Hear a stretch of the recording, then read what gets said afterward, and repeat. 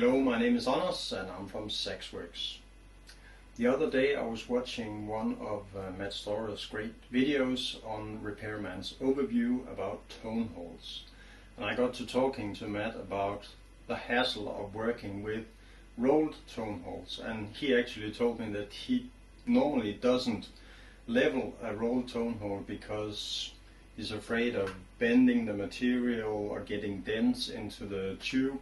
So I said to him, okay, I'll make a video just to show you my way of doing it, because I always try to level a rolled tone hole. I'm not saying my way is the right way, I'm just saying this is a method that works for me. And this is what this video is all about. These are the tools I use. I use a rather heavy dent rod attached to my table like this.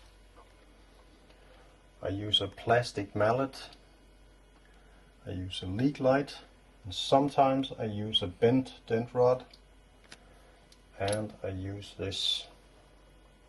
As you can see, I'm just using my normal diamond abrasive tone hole file that I use for straight tone holes. I use it just with not the diamond side but the back side, just to check how much a tone hole is out of alignment. And you can see this is pretty much. This is how I mark up the high spots of the tone hole rim. I just put my leak light inside and just move this control disc, and then I get a very clear picture of where it's from this spot to this spot, and that's the high point, and then I kind of just mark it up. And there is normally 2 high spots, so I do the same on the other side just to check, is it exactly opposite or is it somewhere else. And you know what? This side of the tone hole is really good, so it's just over here we have a high spot. Alright, so there's just one high spot on this one. Here I have marked the high spots of the tone hole rim.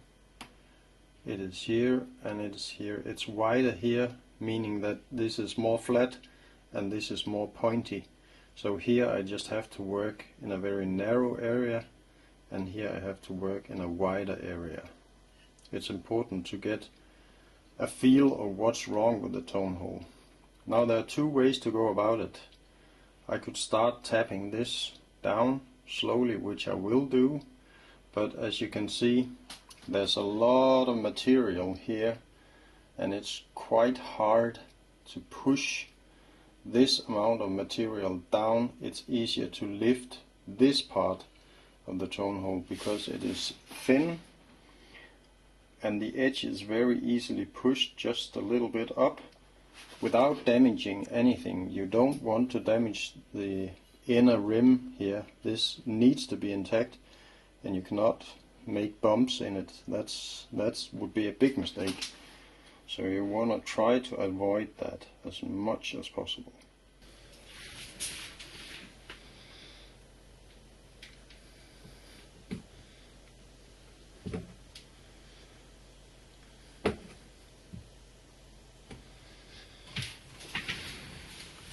Okay, you can see that was not too much. Now I'll check it with a leak light. Put this in and check it. And I hope you can see this. Now it is much better. It's almost done. And you saw how little pressure I had to apply. And the tone hole is almost perfect now. There's a little bit left on this side, right here. There's a bit of a high spot, but as I told you, this one, you can see this is the narrow high spot. The other one is wider. So I'll just try tapping this very gently. When I use the mallet, I try to be very aware of how much I tap it and exactly where I tap it. Sometimes I actually use just the edge of the mallet to get very precise on where I tap. And I tend to like to just hold it in my hand and then just tap it.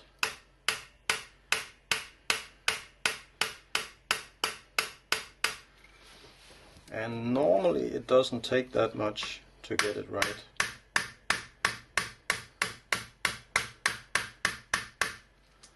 Well,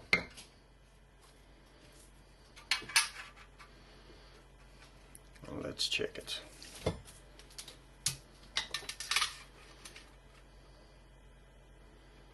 Now it's really good on this side. Let's check the other side.